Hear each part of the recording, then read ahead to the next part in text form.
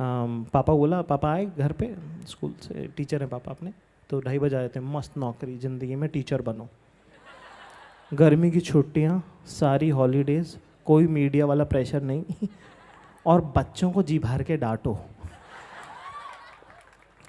2:30 बजे पापा आए तो मैंने बोला दिल्ली जा रहा हूँ। पापा ऐसे थोड़ी होता है कि बात मत कर मुझसे।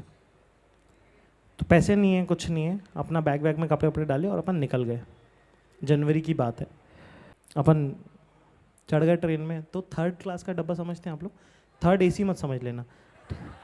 तो AC में 3 कैटेगरी होती हैं, टायर 1, टायर 2, टायर 3।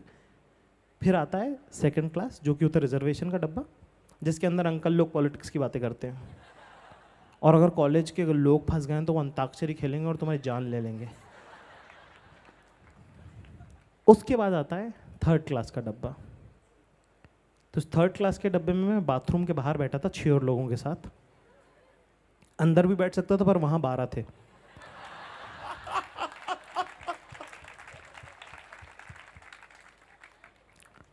तो मेरे पास एक शॉल थी और मैं अखबार बिछा के बैठा था। अखबार गर्म होता है, ज़िंदगी में सीख लो,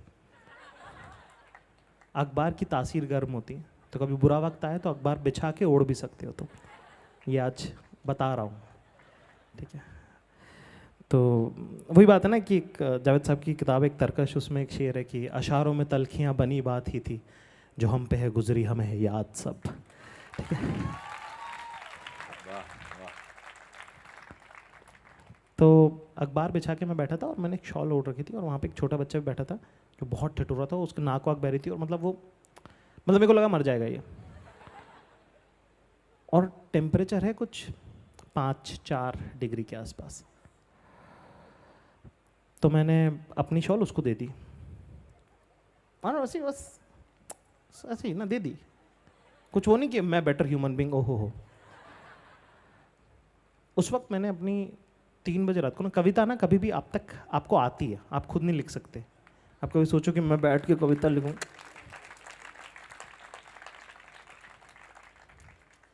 और मेरे पास थे 1500 रुपये सिर्फ, और एक शहर में जा रहा था जो मुझे पहले भी निकाल चुका है, ठीक है। वापस दिल्ली जा रहा हूँ, 1500 रुपये भी वो 1500 रुपये जो मेरी मम्मी ने निकलते वक्त दोनों आंखों में आंसुओं के साथ मेरी मुट्ठी में दबा दिए थे। है ना, माओ की ये सबसे खास बात होती है ना कि तुम चाहे कितने मशहूर हो जाओ, कितना इनाम हो जाए, वो आज भी पैसे दबा देती मेरी मुट्ठी में। मैंने कहा ज़रूरत नहीं है मम्मी। तो 1500 रुपये वो, और कुछ मतलब नौकरी नहीं है, कॉलेज छोड़ चुके हैं तो दोबारा पढ़ने नहीं जा सकते, सितार नहीं बजाते हैं आप।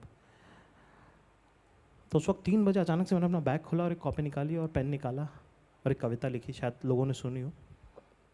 मतलब वो जो स्टेट ऑफ माइंड है ना कि यहाँ से नीचे हार नहीं सकता अब मैं, इसके ऊपर तो जीतना है ना। अब कोई मेरा क्या, इसके आगे क्या बिगाड़ लेगा कोई।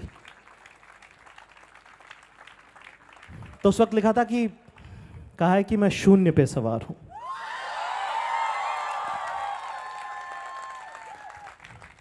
कुछ कविता आपने सुनी होगी, बस कॉन्टेक्स्ट बता रहा हूं मैं कि वो कहाँ आई। वो ट्रेन में मैंने लिखी थी। कहा है कि मैं शून्य पे सवार हूँ, बेअदब समय खुमार हूँ, अब मुश्किलों से क्या डरूं, मैं खुद कहर हजार हूँ, मैं शून्य पे सवार हूँ। कि ऊंच नीच से परे मजाल आँख में भरे, मैं लड़ पड़ा हूँ रात से मशाल हाथ में लिए। कि ऊंच नीच से परे मजाल आँख में भरे, मैं लड़ पड़ा हूँ रात से मशाल हाथ में लिए। न सूर्य मेरे साथ है तो क्या नहीं ये बात है, वो शाम को ही ढल गया, वो रात से था डर गया, मैं तो जुगनुओं का यार हूँ, मैं शून्य पे सवार हूँ, मैं शून्य पे सवार। माशाल्लाह, बहुत उम्दा।